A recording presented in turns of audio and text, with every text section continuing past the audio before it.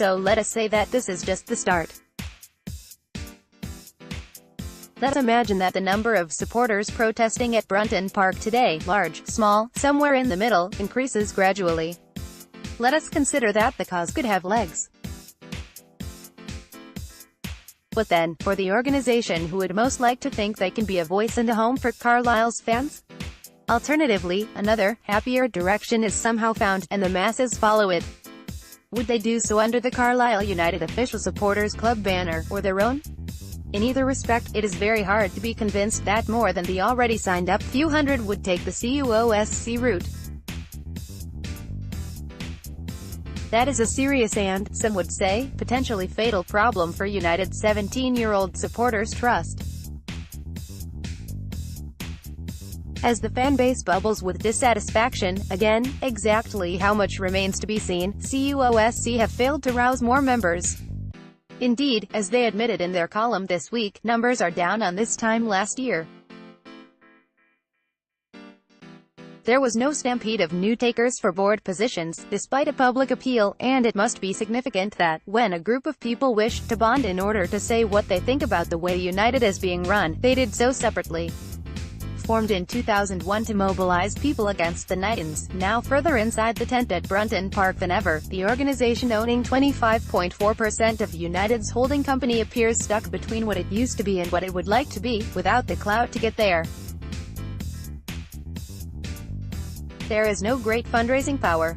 There is the permanent, uphill battle to get more folk on their books. There is also the swath of United fans who feel CUOSC simply do not speak for them, and are not worth their time and cash. As the Blues teeter on the brink of something in 2018-19, perhaps the nuclear question does indeed need to be asked. There are committed and passionate people inside CUOSC, but if lots of supporters do not feel a supporters group is the place for them in times of worry, how can that group be fit for purpose? Instead of trying to grow it from within, is the frustrating state of affairs better served by pulling it down, and starting again? The group would argue, correctly, that they have paid more for their shareholding in the Blues than other owners. A fan group retaining a significant piece of their club is, broadly speaking, too important to shelve lightly. Yet what could be more significant about CUOSC's ongoing lack of muscle than the fact they are still recording their thanks, as occurred in their latest annual general meeting, for the late Brooks Millison's six-figure donation, which enabled them to raise their stake. That occurred in 2004. After this summer's Directors Fans Forum, co-owner Stephen Pattison was mocked for boasting of the financial contribution he made to enable the 2003 signing of Stuart Green. Yet, CUOSC's major, and, yes, more substantial, outlay remains of a similar era.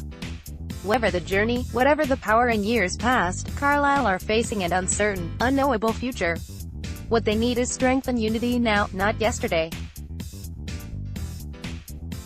Not in the post-war 1950s, either, the era referenced by CUOSC in an official comment made in response to a supporter's complaint over the state of Brunton Park.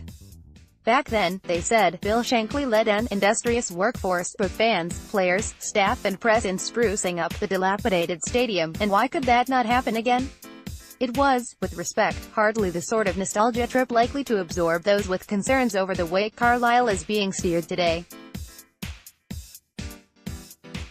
And those who do investigate that period further will know it wasn't always a utopia, considering Shankly left for Grimsby because of a lack of funds, and the spirit of club community sharing was so pure that his predecessor, Ivor Broadus, found that a shady club director, having bought a cooker for a new signing, decided to keep it for himself. The truth is that, although crowds are now much lower than in Shankly's day, a community is still out there, with an instinct to help. Remember when Brunton Park was attacked by the Beast from the East earlier this year, and, much more grievously, stormed Desmond in 2015? People dropped what they were doing and turned up to assist. The difference between this, and imagining a volunteer workforce motivated to maintain the ground routinely, could not be more obvious. Expecting people to be ready to do this for relatively well-off owners, having already paid their £22 at the gate, is risible. This season United is a place of different influences, different politics, a certain unsettled feeling in some departments, and a stripped-back budget that has also stripped back a few delusions. It may have removed the fig leaf of a potent, promotion-chasing football team, unless John Sheridan can work serious magic, and that ought to trouble those at the top. It may be bringing a colder reality home. A community club means treating people as part of that community. It boils down to talking their language and taking up their cause. It does not mean, as this regime has in past years, making a ham-fisted go at accommodating an independent fan representative, and it does not, to be frank, entail the fans' trust saluting a co-owner for raising the profile of Carlisle United in some vague way in high football circles, while the rank and file are asking about moss on the stands and holes in the squad. Nor does it involve the same group being so pathetically inactive on social media that it need not be there at all, if a supporter cannot approach it online with firm, legitimate complaint and receive a direct response, and a welcoming embrace, rather than a silent wait, followed by a remote statement.